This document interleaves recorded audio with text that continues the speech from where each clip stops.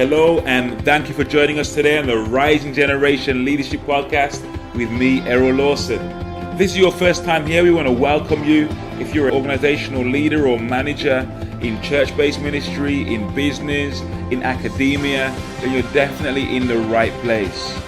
In addition to hosting the Rising Generation Leadership Podcast, I also offer one-to-one and group coaching for leaders and leadership teams that want to improve their effectiveness and become more productive and increase their performance. Inspirational, entertaining, and engaging keynote talks that will help shift the mindset of your leaders and bring about the organizational culture that you really desire.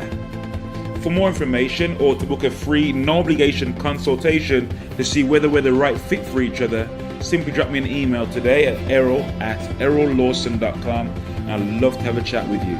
Thank you for listening. Enjoy today's show.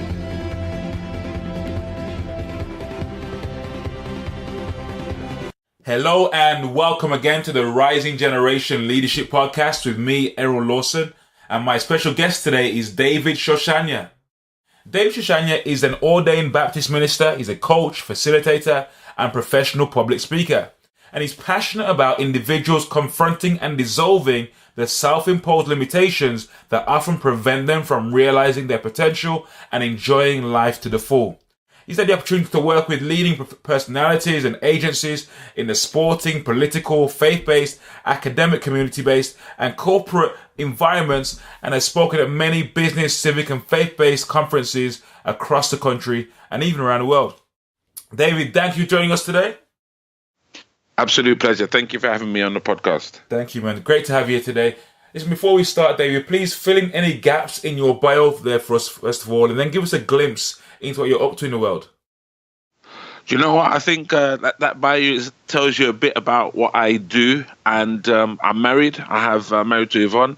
I have 2 children. We live in a place called Surrey in London. I'm currently serving in London, looking after 315 Baptist churches, but also very much involved in what they call leading on civic engagement. So community engagement, community development, and engaging with various statutory agencies. And one of the things that I really enjoy doing is facilitating conversations and connections with leaders. And once a year, we have a massive dinner at the Hilton Hotel in London, a 3-course silver service dinner, where we bring leaders together from different streams and from different parts of the country. And we celebrate them with a 3-course meal. They get a complimentary goodie bag with gifts. They get a professional photograph. And we have an award ceremony just recognizing the contribution of leaders across the country. So that's some of the stuff that I do, but just really love connecting with people and seeing what God is going to do in and through people. Wow. And where did it all start for you? Like going back a bit into your personal story, how did you get into, there's a lot of churches you're looking after. It's a lot of influence that God has given you. Where did this journey of leadership begin for you? And how did you know this is what God had called you to do? Do you know what? It started when I was about 17 years old. I was living with my parents in a council flat in South London. And there's nothing wrong with living in a council flat, but for us it was a traumatic experience because my dad had a stroke, and it meant that we had very little resources. And I came to faith at the age of 15, having been involved in the street life. And I always say I've done things by the age of 15 that most people don't do in a lifetime. I got involved very early. And I remember one morning just walking out of my room and going into the shower or into the bathroom, and literally I felt a finger, like an index finger inside of me, just call me. You know, like when you look at someone and say, come over here. I just felt that literally inside of me. And within 2 weeks, they called me at my local church. I was 17 years old. I was a youth leader. And then they called me and said they want to train me to become a local elder in the church. By the time I was 19, I was part of the local church presbytery with a guy called Rev Isaac. And I was in a church of 500 to 600. And that was back in 1983, 1984. So that's how the journey started. And one of the key things I've learned is that no matter how gifted you are, no matter how talented you are, no matter how anointed you are, God works with you through connections. And what I did as a young person, I followed Reverend Les Isaac about everywhere. Okay. When he went to preach, I followed him. When he went to teach, I followed him. When he went to prisons, I followed him. When he went to schools, I followed him. And all my friends were working during the holidays, buying trainers, and they were coming to church looking swag. And homeboy, David Shosanya, just had his one trousers and his one shoes. But I tell you something, none of them are preaching the way I'm preaching today. None of them have got the civic community influence I have today. None of them have had the business success that I've had today, because I sat down at the feet of a master and paid the price and learned. And I think it starts with the call, but then the next step is the humility to be formed and shaped by somebody who can make a contribution to your life. And that's where it's been for me. That's where it's happened, and that's where it continues to happen today. Awesome. And guys listening, if you go back to previous episodes, there's an episode there with Reverend Les Isaac, again sharing his story about how he kind of got into what he's doing there around the world as well. But was there a significant turning point for you? Maybe an epiphany, a revelation? Maybe you were heading in one direction in your leadership journey, and something happened that caused you to go in a completely different direction. Can you tell us that story? Well, I tell you, the biggest thing for me in terms of leadership was that index finger call, if I could put it that way. But I also remember being in the local church and meeting, again, my story is about meeting people that facilitate your journey. And meeting another pastor, a guy called Abraham Saki, who's interestingly was one of the guys that Les discipled in leadership, and really just coming to a place of understanding in the church world, spiritual warfare. I met another gentleman by the name of Emmanuel Mbakwe. He was a businessman. He really taught us about strategy and engagement and about personal development and personal growth. And those things really began to really shape my life. And then obviously when I got into leadership in the local church, just having experiences, not just to connect with people in church, but people outside of the church made a real big difference for me. But I would put that right down to, and it's not strange, but I put it down to the day of my conversion, the 3rd of October, 1983. Wow. What happened was I had a real conversion experience, and I always had a sense of God calling me to make a contribution, but I then had a sense that this was the Kairos moment. This was the moment in my life in which God had put me on this planet to make a contribution. And thankfully, I had the people around me to help me make that contribution. So has it all been smooth, kind of plain sailing from there, or have there been any other key turning points along the journey?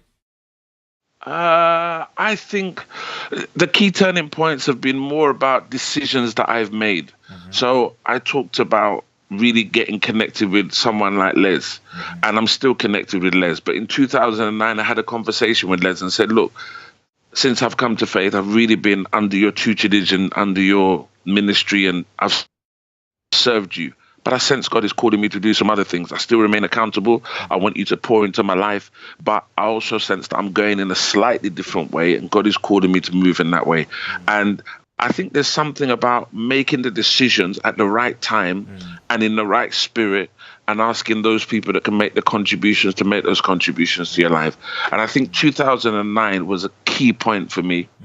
And well, actually, 2000 and I think I will go as far as say 1992 was a key point, actually, because I decided then to leave the Pentecostal church that I was in, which was a huge issue. And I decided to go on a journey to go into different church contexts to find out what they do, and also to find out how churches have made a contribution to communities. So I went to Church of England, I went to Methodist, I went to Baptist, where I ended up staying. I went to independent Pentecostal churches. And then after that, I went to America so that I could get some insight into international ministry and led young people doing mission around the world for 3 years. Wow. I came back again, connected with Les in 2000, went to a local church, did some work there.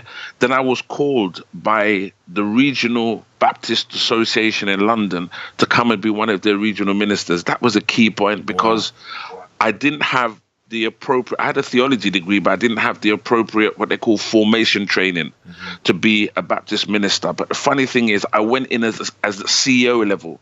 It has never happened before, and I can guarantee you it never happen again.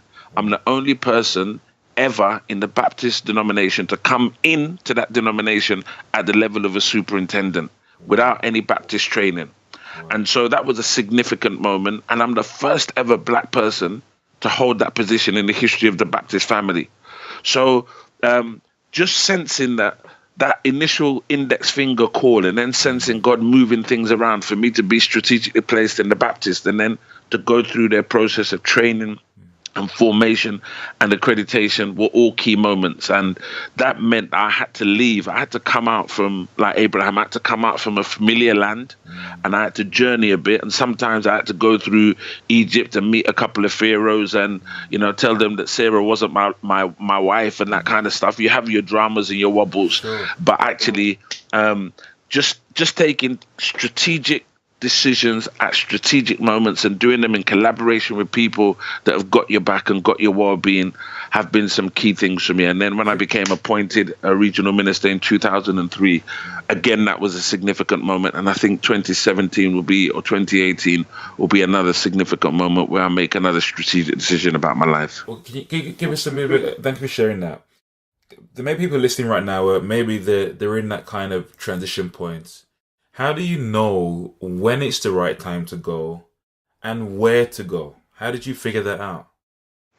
Well, I always say something to people. I say the same way you leave an organization is the same way you went in, and it's through the door by making a decision.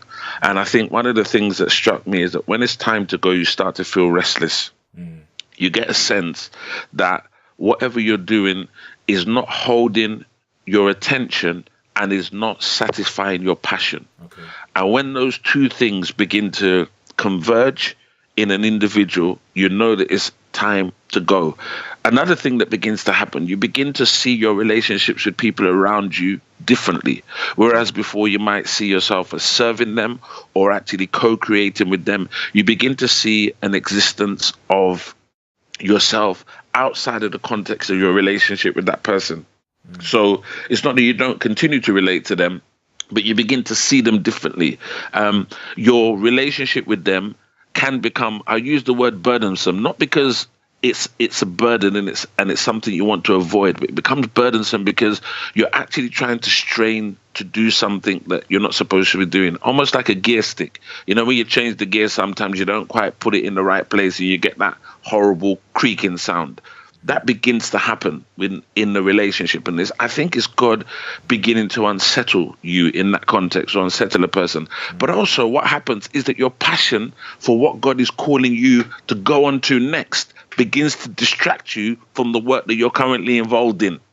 So you see this tension, you sense that, yes, I'm doing this work, so I'm a painter and decorator, let's say at the moment, but God seems to be giving me a real interest and a real passion for driving cars or designing cars. And so all of a sudden you start to invest your energy, not in learning the skills of how to be an effective painter and decorator, but how to look at how you can design cars, what the latest features are, and so on and so forth. So a combination of these factors begin to converge and bring to your attention the fact that God is now calling you to somewhere else. And the last thing I will say is this: there's something about gifting. What you begin to realize is that your gift becomes too big for the space that you're currently occupying.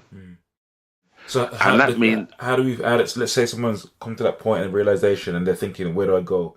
Do they just go, or do they just... No, I always say to people, don't just go, because it's like jumping off the edge of a cliff without a parachute, or you're going to test the parachute on the way down. I say, listen, take your time, have an honest and open conversation with somebody, and then begin to test the waters. So you've got 4 Sundays in a month, you've got 7 days in a week. Use those days to go and explore the possibilities that are being set before you. Use your current position to create access to future opportunities. Because people want to know there's continuity in what you do. So don't just rush. Don't allow a sense of expedience and immaturity often to allow you to make the wrong decision. I don't mean you, I mean that individual. Use your current position to leverage for future opportunities. Say to people, this is what I'm doing now. This is why I feel God is calling me. This is what I feel I've got to do. This is what my career opportunities are. Have a conversation with people you trust. Test it out. And then if you discern that there's one way in which the door seems to be opening, begin to invest more time in that so that the transition is smooth.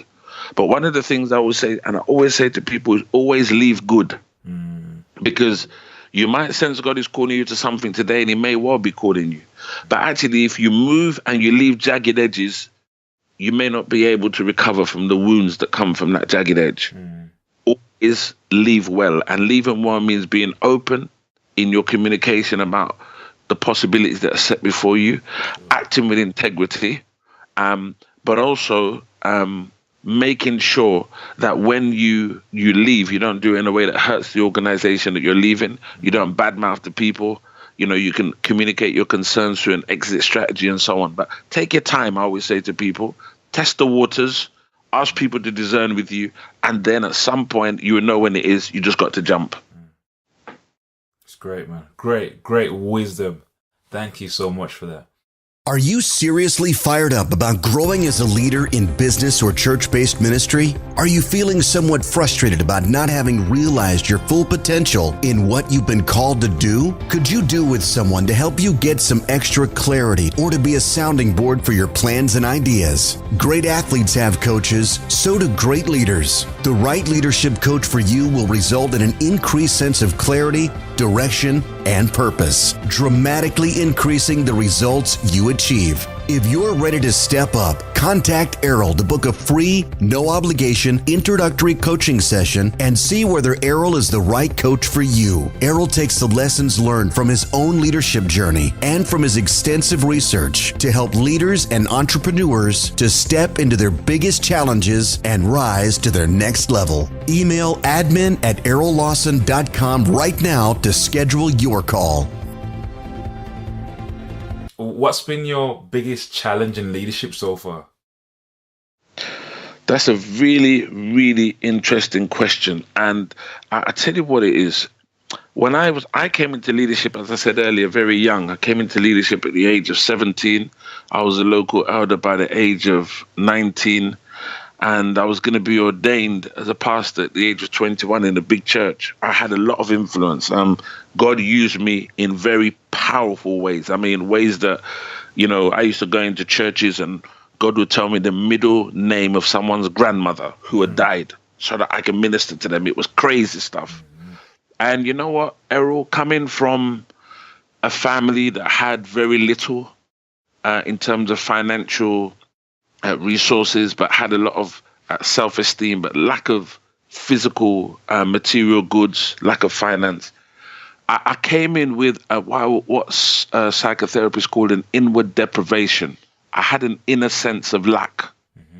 And so when God began to give me these gifts of the Spirit and give me this ability to communicate and influence, I became unintentionally quite abusive. And I used my anointing and my gift to control and intimidate and bully. And when I left my church in 1992, the Holy Spirit did a work on me and challenged me to go back and ask for some forgiveness of those people who I had caused some hurt to. What does that look like? Even sorry? What does that look like? Maybe someone's listening and they're thinking, can you give us an example of what that shows up as in ministry? Yeah, it does. What it shows up as is intolerance, arrogance, command and control, rather than offering a spirit of servitude and humility. There's an arrogance about it. It's about giving instructions rather than having... In the end, as a leader, you always got to take the lead and you've got to take control. But there's a sense in which you can do that in a dignified way. You can ask somebody to do something in a way that makes them feel like they're somebody, or you can ask them to do something in a way that makes them feel like they're nobody. And I got into the pattern of acting in a way that made people feel like they were nobody. So my gifts and my talents, the anointing, the revelation of God was so strong on my life that actually I could see things about people's lives that other people couldn't see. and I would know things about people's lives that other people wouldn't know. And I would use that as leverage to make myself feel better because of my own sense of lack.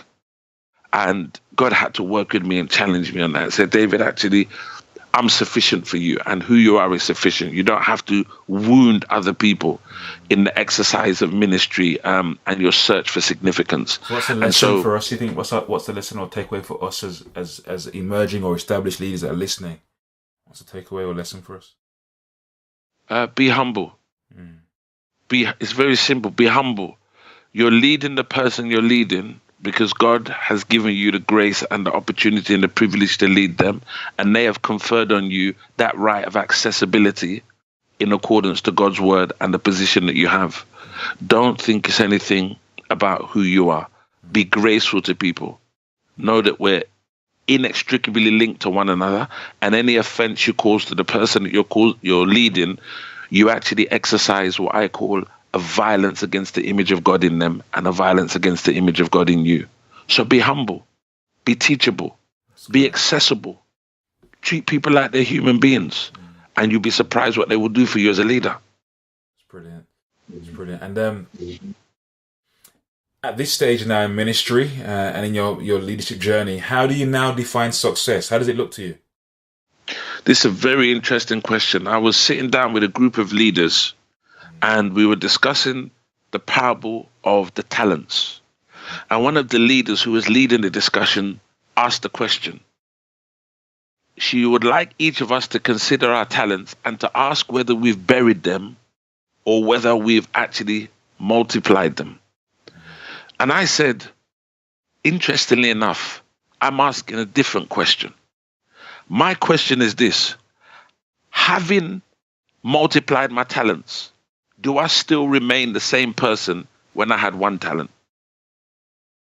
Does that make sense? Mm-hmm. So that we always talk about multiplying the talent, but what do you become in the process? You know, Judas, he multiplied his talents. He went and did some backside, but in the end, he had to kill himself.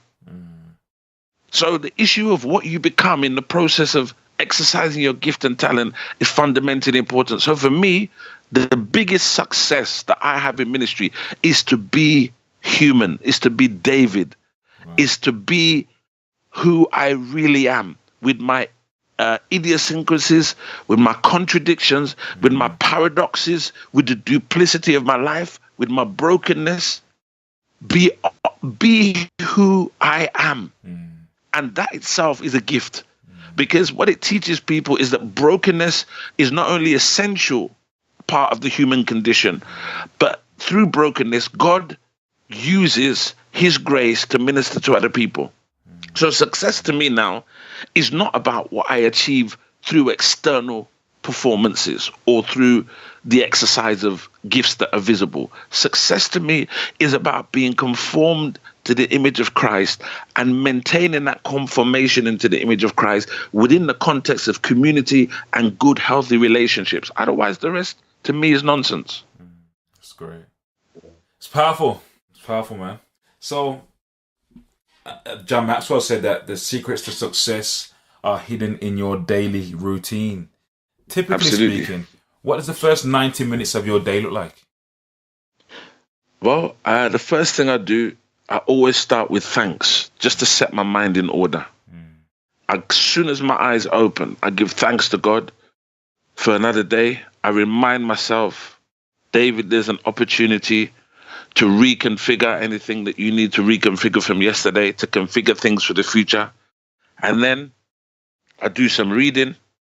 I combine what I would call spiritual reading in terms of my Bible and reading in terms of a book of some sort. I have the discipline most times of reading one book a week. So when I get up, I start to read and try to make sure that I'm not becoming self-referential in the way that I go about my leadership. I try to do some exercise. I obviously pray, and I have some affirmations that I say to myself in the morning. And I do all of that in the midst of negotiating sometimes interaction with children, interaction with my wife, interaction with, sometimes my day starts very early. People could text early. Sometimes it starts with a few texts that I just sense, maybe praying or just thinking, actually, I need to say something to this person. So I always given up a few minutes. Just, is there anybody, Lord, you're saying to me at the moment, I just need to encourage? And I tell you something, Errol, it's fascinating. Sometimes I send the same text to 15 or 20 people, and maybe 6, 7, 8, 9 of them will come back and say that's exactly what they needed. And so in my quiet time, I give an opportunity to myself and to be open to God to speak to me about maybe making a contribution right at the beginning of the day, so that it becomes habitual in terms of looking out for others and not becoming preoccupied with myself. So those are the combination of things that make my day: exercise, reading Bible, reading a book, listening to music, praying, and giving time to really minister to other people and think about other people. But it's about setting my mind in gear for the day. So that's how my day starts. Great. And what's your biggest weakness as a leader? My biggest weakness as a leader? I would say that I've got many. That's why I have to choosing one is difficult. But I think the biggest weakness for me as a leader is that I can sometimes overcompensate for the mistake that I made when I was young. I was talked about earlier about hurting people, and I don't think that's a bad thing, because I think it becomes a kind of control mechanism to make sure that I constantly keep myself in check. How do you mean? What do you mean overcompensate? What do you mean? Well, I think sometimes I might be too I might be too consultative. I might be too dialogical. I may be sometimes less directive than I need to be, because I have very high standards, and I wrestle with holding people to high standards while at the same time not making them feel inadequate for not retaining those standards. So sometimes my leadership is affected by what I will call a kind of second guessing. Not because I don't know that it's right, but because I just want to make sure, I overcompensate to make sure that it's right. And sometimes that could be a challenge, but even though it's a challenge, I still negotiate and I still hold the standards and I still hold people up to it, and I ask them for feedback and try to get the balance. But I think that would be one of the things I fear most about leadership. It's about my own drive, my own determination, my own passion, my own conviction, the standards that I have, imposing them on people and causing damage. And I think that could be a weakness that I have, and I have to keep it in check, because I don't ramp when it comes to following what I think God has called me to. And if somebody gets in my way, I tend to mow them over, and it's not a good leadership strategy. And what's the biggest strength? That's really honest. Appreciate that, Yeah, no, that's the best. I might as well, because somebody might find out by mistake, so at least they know. I think my biggest strength is that I love people. And related to this, Errol, is not just the love of people, but when you love people, people like you. They might not love you, but they like you. And likability is the currency of opportunity. That's what I say to people. If people like you, I was thinking about this, I go to some meetings that I've got no business being there, I walk in the meetings and the people in the meeting look at me to say, why in God's name are you here? This is for denominational heads. This is for heads of departments. This is for heads of... Why are you here? And the simple reason is that the person who's running the meeting likes me because I've loved them. And so my biggest strength is just respecting and honoring people. And you can see the tension I have between the standards to drive and to make things happen, and then at the same time, my love for people. So that's my biggest strength, and it brings about likability, and likability is the currency of opportunity. It's great, man. That's wonderful. And looking back at the beginning of your leadership journey, and you're starting out, what, if anything, was holding you back from going into leadership? Low self-esteem. Okay. I knew I had the ability, but I didn't have the courage to release that ability. My own self-imposed limitations. The unconscious and conscious internalization of people's perceptions of myself based on my life history. I came from a house with, little money. dad had a stroke. Comparison, that's what it is. I compared myself to other people and thought, while I have the gifts, I don't have the sense of worthiness and the sense of dignity. And once I overcome that, I don't see myself as inadequate any longer. You have to confront that. Whatever one's challenges in terms of prevention of moving into leadership, that has to be challenged and confronted. And this is what I talk about in the bio. I like to see people confronting and dissolving their self-imposed limitations, because it often realizes it's a figment of imagination. So my biggest thing was about self-esteem and worthiness. It was never about competence or ability. And because that was my original sin, if you want to put it that way, when it came to leadership, it's something the enemy tries to occasionally challenge me with. And if whatever your weakness is, whoever the leader is, even if you overcome it, it is just common sense. The enemy will try and attack you with that. And this is where the reading and stuff comes in, just to keep your mind on tip-top shape. It's great. It's so empowering, I think, for us listening. Maybe someone listening right now, you're an emerging leader, you've got aspirations to go into leadership. I think just hearing this openness and transparency just makes it so real, right? I mean, how many people are going through or have gone through or can relate to having felt and experienced that kind of just that low self-esteem?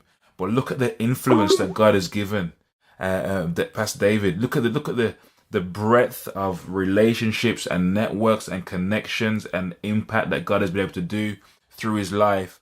If you're listening right now and you're feeling some of that, I want you to be inspired today. Be lifted, be encouraged. Know that God hasn't forgotten you. And God can use you, God can lift you and promote you and make your name great in this earth. I really believe that. Believe that. So, looking back, you mentioned Reverend Les Isaacs earlier. Can you tell me who'd be your top 3 most significant mentors? Reverend Les Isaac, by way ahead. I mean, he taught me about church leadership. He taught me about pastoring. He taught me about loving people. He taught me about serving, about not just serving the church, but serving your community. Honestly, if I didn't meet him, I don't know if I would have stayed in the faith. That's how serious an impact he's had on me. So he taught me the practical, tangible bread and butter of ministry and evangelism and just loving people, and continues to model it today. He's an extremely high-profile leader, but anybody listening to this could get in contact with him and have a coffee with him. He is just accessible. So by far the number one mentor, just in terms of wisdom and that kind of stuff. The second person I mentioned already was a man who's called Pastor Abraham Saki. He's the leader of the church that Les used to lead, the All Nations Center. And this guy taught me about spiritual disciplines. He taught me to pray, man. He taught me to read my word. He taught me to fast. And he taught me about principalities and powers. And it was brilliant, because he would teach me about the principalities and powers, and then Les would teach me about how to take that and make it a reality in people's lives and a reality in terms of the community and so on. And then the last person who I would classify as a real influence on my life passed away last year. My brother in Christ, Apostle Kenny Ogunji, and I'm a bit touched, emotional actually. It's going to be a year on the 26th of this month that he passed away, having died of stomach cancer. And he was a combination between the two of them. He was a spiritual man, a pastoral man, but he was a man who taught me about standards and about faith. I always say to people, when I grow up, I want to have the kind of faith and the kind of commitment that he had to Christ. I didn't agree with everything he said, but he was the man in whom I have seen the least duplicity in my whole Christian life. He was consistent to the point of irritation.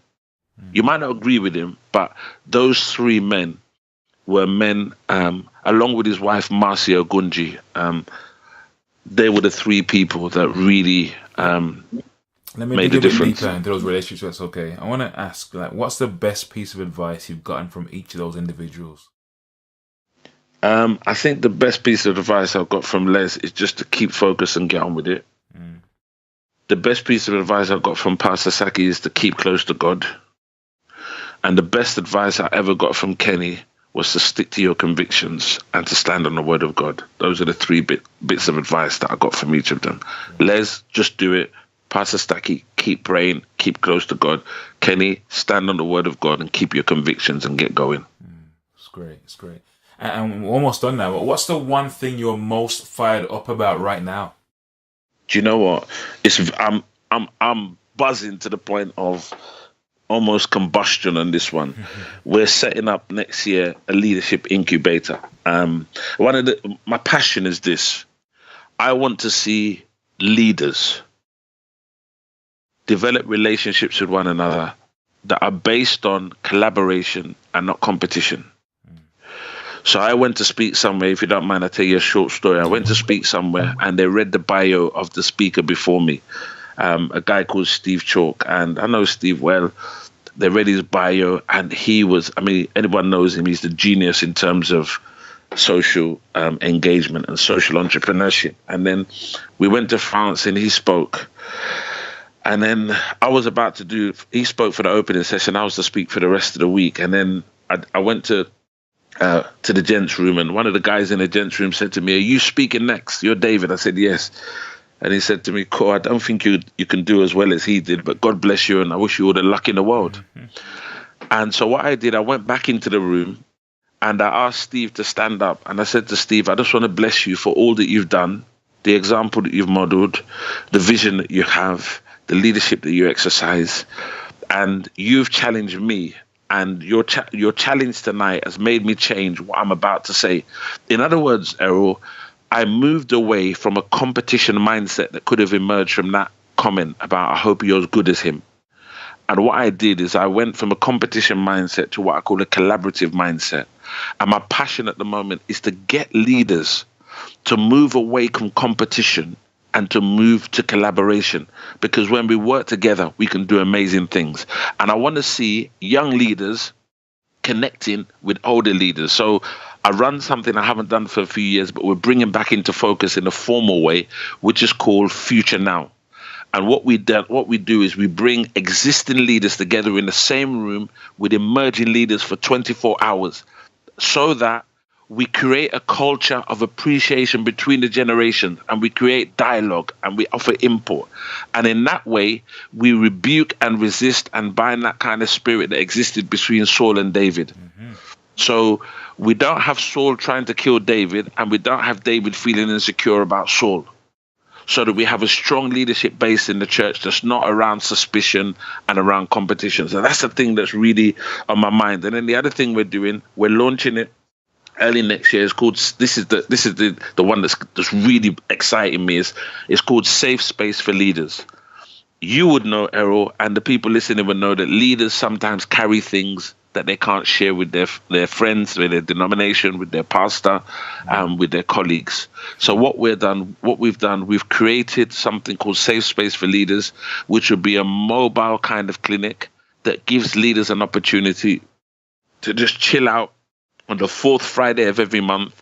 They can get input in terms of prayer, spiritual direction, and they get a massage. They can get a head massage, a body massage. They can get counseling. They can get therapy, or they can just chill out and play games with people, or just do something that makes them switch off.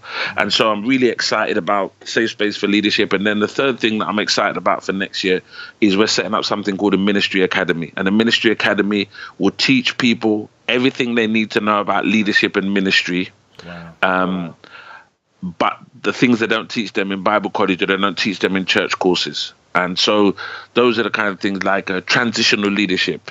We don't often hear too much about that kind of stuff. We don't hear too much about wellness in leadership. We don't hear too much about how we really go about dealing with issues of self-esteem in leadership. Those are the kind of things we're going to tackle, but from a very professional, therapeutic perspective. So those are the things that excite me at the moment. Brilliant. It's brilliant. So much I want to talk to you about after this conversation. But that's great. So how do we follow you? How do we plug into what you're doing? Is there a website? Are you on social media? How do people get connected to you? Do you know what? I'm I'm revamping my social media strategy at the moment, simply because I'm on Facebook and then I'm on Twitter, but I haven't been saying much, and our website is being redeveloped to just bring some of these new things on board. Really, it's a bad thing for me, I think, but I haven't really been a big social media fan. But if you want, you can connect with me at Shosanya Speaks, and that's my Twitter handle.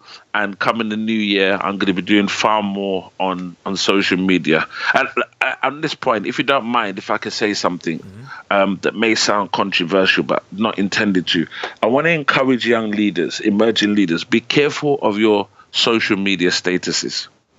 I meet with a lot of senior leaders, and sometimes innocently, sometimes I think maliciously, sometimes because of hurt, younger leaders in the church are posting things on Facebook, are saying things on Twitter. I meet people and they talk about, we're the David generation and we've got to get rid of Saul, and they're making statements that are unhealthy for the well-being of their own ministry. So I just want to encourage young leaders to be careful what you write on social media, because it gets back to leaders, and you can create your own Saul that wasn't there in the first place, because leaders might perceive that you're trying to take their throne. And I'm not saying there's no issues with people who are exercising leadership at the moment, but I was out the other day with a young man I mentor, Reverend Andrew Wignall, who is the national youth leader for New Testament Assembly, and I've just encouraged him to develop some posts and some video blogs on some reflections he's had on Samuel, Eli, and Eli's children, and so on. Some fantastic stuff about intergenerational conversations and so on. So I will be on social media. I'll be doing more on Facebook. I'll be doing more when our website relaunches, which is www.paideia.org.uk, paideia.org.uk. But I just want to offer that word of encouragement to young people, not to get yourself into a position where you're saying things on social media that actually reduce the possibility of you realizing the opportunities that God has for you. That's good. And is there a book or resource you'd recommend to a young leader or entrepreneur that's listening right now? Yeah, I think any of the Maxwell books, you talked about Maxwell, any of the Maxwell books are fantastic books to read. But there's another one that I found incredibly helpful. It's called The 10 Successful and Natural Laws of Time and Life Management by a guy called Hiram Smith. The 10 natural and successful laws of time and life management. Hiram Smith, HYRUM Smith. And I love it because it's both a practical workbook, but it's also challenging in terms of some of the assumptions and beliefs that we bring to leadership. And it's about maximizing the opportunities that are set before us as leaders. And so I would recommend that book. Any person that I mentor, that's the first book I get them to read, and we discuss that book.